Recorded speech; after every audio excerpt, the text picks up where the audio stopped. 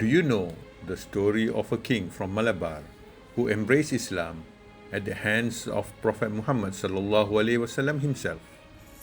He was also the reason for the spread of Islam in Kerala in a very early stage. This is his story. Since the 3rd century BCE, the southern part of India was ruled by 3 empires: the Cheras, the Cholas, and the Pandyas. Of these powers, the Chera Empire ruled the western coast of India, known as Malabar. The Malabar region, located in the southwest of India, is geographically unique. The mountain ranges to its east separates it from the rest of the Indian continent and most of the turmoils occurring there. Its sloping terrain towards the west exposes it to the shipping routes in the Indian Ocean. This, along with the seasonal monsoon winds, had made it a natural harbor since ancient times. Its climate, suitable for spice cultivation, made it a focal point for traders and the cultures that they brought along with them. Therefore, it is not surprising that this region was the first to receive religions from the West, including Islam and Christianity, from their infancy.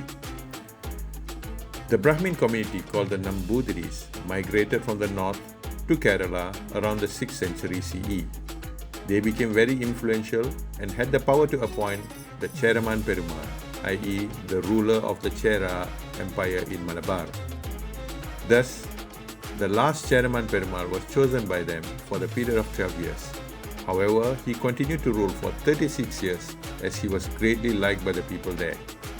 One night, the last Cheraman Perumal witnessed a miracle with his own eyes, the splitting of the moon in the sky. This was one of the miracles of Prophet Muhammad sallallahu alaihi wasallam, performed with the permission of Allah subhanahu wa ta'ala when he was challenged by the polytheists in Mecca. The king was intrigued by this experience. Neither his ministers nor his priests could explain this phenomenon. At that time, a group of Muslims came to seek his audience from Arabia. They were on their way to Sri Lanka to visit Adam's Peak, situated there. Their leader, Sheikh Zahiruddin bin Baqiyuddin, told him about the Prophet and his miracles. The king wanted to meet Prophet Muhammad sallallahu alaihi wasallam. He asked them to visit him on their journey back from Sri Lanka. During this time, he secluded himself in his chamber, preparing a will to divide the Chera Empire among the nobles who would later become the kings of Kerala. Later, when the Arab party returned from Sri Lanka, he left with them quietly to avoid chaos. They then stopped at several port cities in Malabar before continuing their journey to the Arabian Peninsula. In the Arabian Peninsula, they docked at Shahr Mukalla, a famous port city at that time, now located in Yemen. From there, they travelled by land to Mecca. Cheraman Perumal declared his conversion to Islam in the presence of the Prophet Muhammad and adopted the name Tajuddin.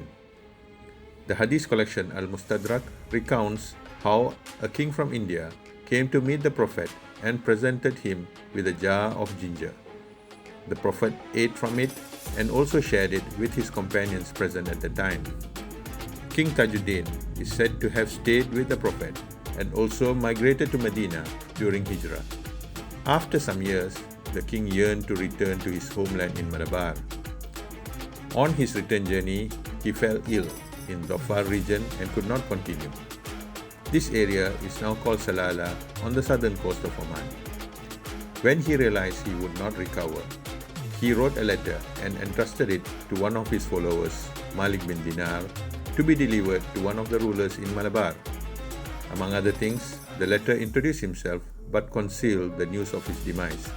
He requested that the bearers of this letter be provided with all their needs. King Tajuddin died there and he was buried in Salalah. His tomb is still there. The Salalah region is quite unique. Its atmosphere, weather, and trees closely resemble Malabar and is quite different from the other places in the Arabian Peninsula. This is said to be one of the karama Allah has granted to His servant who was buried there and could not return to his homeland. The delegation, led by Malik bin Dinar, after some time went to Malabar. They arrived at Kodungallur, a prominent port at the time. The king of Kodungallur welcomed them courtesy of the letter they brought from Cheraman Perumal. He provided them all the facilities, including the land and the means to build a mosque. The Cheraman Juma Masjid stands as a testimony to this rich history. This masjid, built using local design and material, is the first in India and one of the earliest in the world. The delegation of Malik bin Dinar then split up. They continued their journeys to other places along the Malabar coast. They established 10 masjids along the Malabar coast.